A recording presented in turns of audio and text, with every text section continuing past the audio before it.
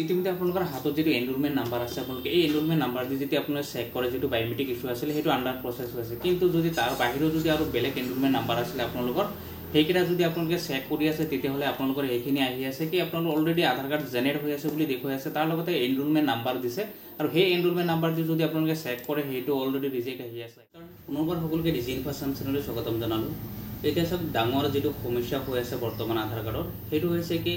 Enrolment এতিয়ালৈকে process হৈ আছে আৰু কিছুমানৰ কি হল জেনেৰেট হোৱাৰ পিছতো তেওঁলোকৰ যেটো এনৰোলমেন্ট নাম্বাৰ লাভ কৰিলে তাৰ পিছত হেতু এনৰোলমেন্ট নাম্বাৰ দি চেক কৰিলে তেওঁলোকৰ কি আহিছে ৰিজেক্ট আহিছে তাত বায়োমেট্ৰিক ইস্যু বা কিছুমান সিনক্ৰনাইজেশ্যন প্ৰবলেম হৈ আছে তে এইটো কি হল এইটো আপোনালোকে কেনেদৰে সলিউশন কৰিব এইটো সব প্ৰথম কথা হৈছে কি ইতিমধ্যে যেটো ইউআইডি লগত মই কথা পাতিলো এইটো কিহৰ কাৰণে হল এতিয়ালৈকে প্ৰসেস কি হৈ আছে আৰু বাকিখিনি এনৰোলমেন্ট নাম্বাৰ লাভ কৰাৰ পিছতো কিয় জেনেৰেট হোৱা নাই সেইখিনি কিয় ৰিজেক্ট দেখুৱাই আছে এটা সব ইতিমধ্যে যিখিনি ইনফৰমেশন পালো যিখিনি গম পালো এইখিনি যিখিনি মানুহ অলৰেডি বাকি আছে এতিয়া বাকি থাকাৰ ভিতৰত সব 25 বা 20% অলৰেডি মানুহ বাকি আছে যিখিনি অলৰেডি প্ৰসেস হৈ আছে বা কিছুমানৰ জেনেৰেট হোৱাৰ পিছতো ৰিজেক্ট হৈ আছে তে এইখিনি মেইন প্ৰবলেম হৈছে কি সকলোৰ ভেৰিফিকেশন কমপ্লিট হোৱা নাই যাৰ কাৰণে তেওঁলোকে এতিয়ালৈকে ফল্ট কৰি থৈ দিছে আৰু যিখিনি মানুহৰ অলৰেডি ৰিজেক্ট হৈ গৈছে এনৰোলমেন্ট নাম্বাৰ লাভ কৰাৰ পিছতো ৰিজেক্ট হৈ গৈছে সেইখিনি মানুহৰ কি হৈছে তেওঁলোকৰ কিছুমান বায়োমেট্ৰিক ইস্যু পাইছে যিখিনি বায়োমেট্ৰিক ইস্যু আৰু কিছুমান ডেমোগ্ৰাফি ইস্যু আছে য'ত ডেমোগ্ৰাফি ইস্যু আছে যাৰ কাৰণে তেওঁলোকৰ সম্পূৰ্ণ আধাৰ কাৰ্ড দুটা হয় এনআৰসিৰ সময় যেটো দিছিলে বা পিছত যেটো জেনেৰেট হোৱা বুলি দেখুৱাৰ পিছতো তেওঁলোকে এইটো ফল্ট কৰি থৈছে এইটো যেতিয়ালৈকে আপোনালোকৰ যেতিয়ালৈকে ভেৰিফিকেশন কমপ্লিট নহয় তেতিয়ালৈকে কাৰো এই আধাৰ কাৰ্ড লাভ নকৰে আৰু কেতিয়াও এইটো জেনেৰেট নহয় এতিয়া এই ভেৰিফিকেশন কমপ্লিট কেনেকৈ হ'ব বা আপোনালোকৰ কেনেদৰে আপোনালোকৰ এই ডেমোগ্ৰাফি বা আপোনালোকৰ বায়োমেট্ৰিক ইস্যুখিনি তেওঁলোকে কেনেদৰে সলভ কৰিব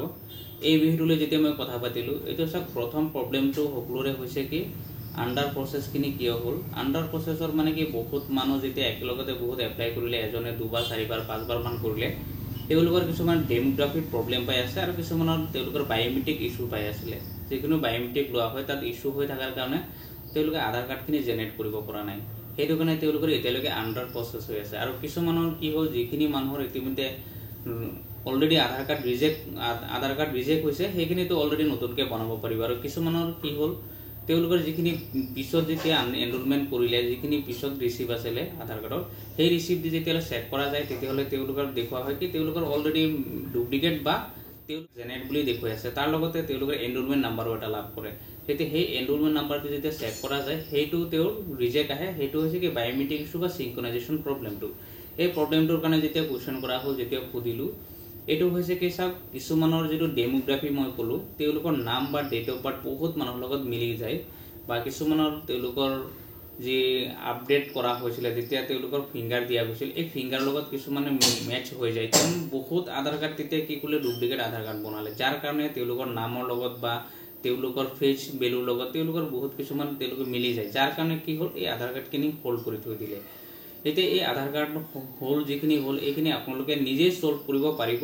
কাৰণ আপোনালোকে এটা প্ৰসেস কৰিব লাগিব যিখিনি প্ৰসেসত আপোনালোকে প্ৰথম কাম হৈছে আপোনাৰ ধৈৰ্য ধৰিব লাগিব প্ৰথম যেটো ধৈৰ্য আপোনালোকৰ থাকিব লাগে কাৰণ ইমান দিন আপুনি ওয়েট কৰিছে যেতিয়ালৈকে আপোনাৰ আধাৰ কাৰ্ড নাপায় তেতিয়ালৈকে আপোনালোকে অকমান ওয়েট কৰিব লাগিব আৰু আপোনালোকে সেই প্ৰসেসখিনি আপোনালোকে কৰিব লাগিব এটা প্ৰসেসখিনিৰ কাৰণে আপোনালোকে সব যেটো আপোনালোকৰ অলৰেডি আধাৰ কাৰ্ড হোৱাৰ পিছতো ৰিজেক্ট হৈছে এইখিনি সম্পূৰ্ণ ভেৰিফিকেশন কমপ্লিট হোৱা নাই সেই কাৰণে আপোনালোকৰ আধাৰ কাৰ্ডখিনি জেনেৰেট কৰি পেলাই আপোনালোকৰ অলৰেডি ফল্ট কৰি থৈছে যেতিয়ালৈকে এই ভেৰিফিকেশন কমপ্লিট নহয় তেতিয়ালৈকে আপোনালোকৰ কোনো আধাৰ কাৰ্ড ৰিজেক্ট কৰিব নোৱাৰে বা আপোনালোকৰ আধাৰ কাৰ্ড জেনেৰেট কৰি দিব নোৱাৰে আপোনালোকে সব হয় আপোনালোকে আধাৰ কাৰ্ডটো জেনেৰেট কৰাব লাগিব নহলে আপোনাক ৰিজেক্ট কৰাব লাগিব সেম কন্ডিশন প্ৰসেস হৈ থাকাখিনি হয় আপোনাক জেনেৰেট কৰিব লাগিব নহলে আপোনালোকৰ ৰিজেক্ট কৰাব লাগিব হেতু আপোনালোকে কৰিবলৈ হলে প্ৰথম আপোনালোকে কমপ্লেইন ৰেজিষ্টাৰ কৰিব লাগিব হেতু কমপ্লেইন আপোনালোকে দুটা ধৰণে কমপ্লেইন কৰিব পাৰে এটা হৈছে আপোনালোকে 1947 ফোন কৰি পেলাই আপোনালোকে কমপ্লেইন ৰেজিষ্টাৰ কৰিব পাৰে আৰু এটা হৈছে কি আপোনালোকে মেইল কৰিব লাগে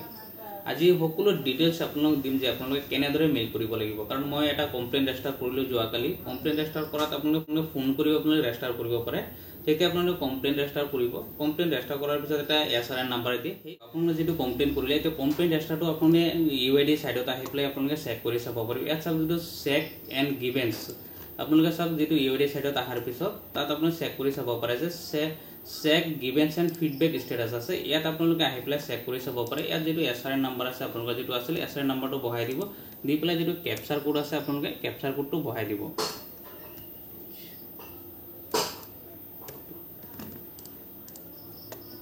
এতিয়া চাওক আপোনালোকে সাবমিট কৰাৰ পিছত ইয়াত চাওক আপোনালোকৰ ধুনীয়াকৈ লিখা হৈছে যে your case has been assigned to concerned to division. ইয়াৰ কাৰণটো হৈছে কি চাওক, যিটো আপোনালোকে কমপ্লেইন ৰেজিষ্টাৰ কৰিলে আপোনালোকে যিটোৰ কাৰণে কৰিলে হয় আপোনালোকৰ আণ্ডাৰ প্ৰচেছ হওক বা আপোনালোকৰ আধাৰ কাৰ্ড জেনেৰেট হোৱাৰ পিছতো ৰিজেক্ট হৈ আছে, যাৰ কাৰণে আপোনালোকৰ যিটো কেছ ৰেজিষ্টাৰ হ'ল এইটো আধাৰ যিটো ডিভিজন থাকে ডিভিজনলৈ ইতিমধ্যে ইয়াৰ ফৰৱাৰ্ড কৰি দিয়ে, যাতে আপোনালোকৰ যিখিনি বায়োমেট্ৰিক প্ৰব্লেমেই হওক বা আপোনাৰ ডেমোগ্ৰাফি প্ৰব্লেমৰ কাৰণেই হওক, যিটোৰ কাৰণে আপোনাৰ আধাৰ কাৰ্ডটো হোল্ড কৰি থৈছে, সেই আধাৰ কাৰ্ডটো তেওঁলোকে সকলোখিনি চাব, ভেৰিফিকেশ্যন কৰি আপোনালোকৰ সেই আধাৰ কাৰ্ডখিনি হয় জেনেৰেট কৰিব নহ'লে ৰিজেক্ট কৰিব। কাৰণ ৰিজেক্ট কৰিলে আপোনাৰ নতুনকৈ বনাব পাৰিব, আৰু যিখিনি হোল্ড হৈ আছিলে সেইখিনি যদি আপোনালোকৰ যদি আধাৰ কাৰ্ডটো জেনেৰেট কৰি দিয়ে তেতিয়াহ'লে আপোনালোকে সেই আধাৰ কাৰ্ডটো লাভ কৰিব। ঠিক এইদৰে চাওক, মই যিটো ফোন 1947 ফোন কৰি যিটো কমপ্লেইন ৰেজিষ্টাৰ কৰিলোঁ সেইদৰে আপোনালোকে মেইল কৰি পেলাই আপোনালোকে সেই কমপ্লেইন ৰেজিষ্টাৰ কৰিব পাৰিব। সেইটো আপোনাক কৰিবলৈ চাওক মই প্ৰথমতে কৰিলোঁ। তেতিয়া চাওক যিটো মেইল কৰিলোঁ, মই মেইলৰ কথাটো প্ৰথমটো আপোনাক দেখুৱাব বিচাৰিছোঁ। যিটো মেইল কৰিলোঁ ইতিমধ্যে যোৱাকালি, সেইটো ইতিমধ্যে তাৰ ৰিপ্লাই আহিলে। চাওক প্ৰথমতে চাওক, your Aadhaar enrolment request has been rejected as your Aadhaar number is already generated. মই এইটো কমপ্লেইন ৰেজিষ্টাৰ কৰিলোঁ যোৱাকালি, কৰাৰ পিছত ইতিমধ্যে আপোনাৰ চাওক ইয়াৰ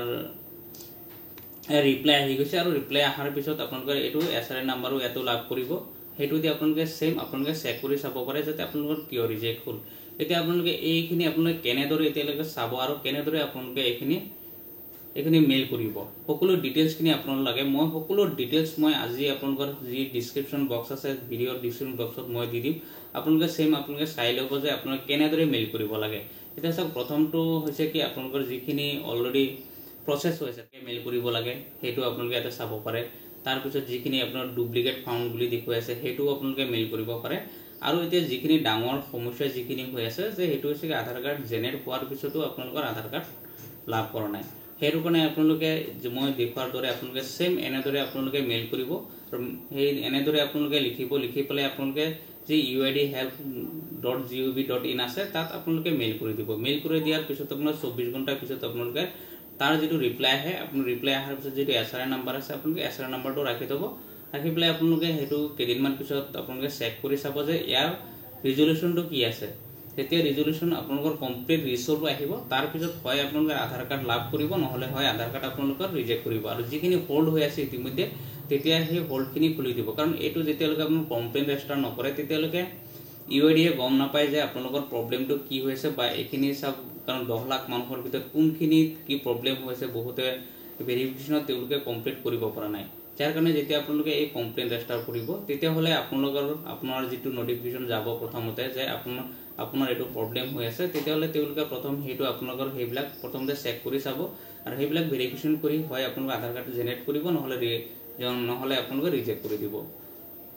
তাৰপিছতহে আপোনালোকে সেই আধাৰ কাৰ্ডখিনি লাভ কৰিব। গতিকে আপোনালোকৰ যিটো মেইল কৰিব লাগে সেই সকলো ডিটেইলছখিনি ডিছক্ৰিপশ্যন বক্সটো চাব পাৰে, মই ইতিমধ্যে দেখুৱাই দিছোঁ। আপোনালোকে এইদৰে আপোনালোকে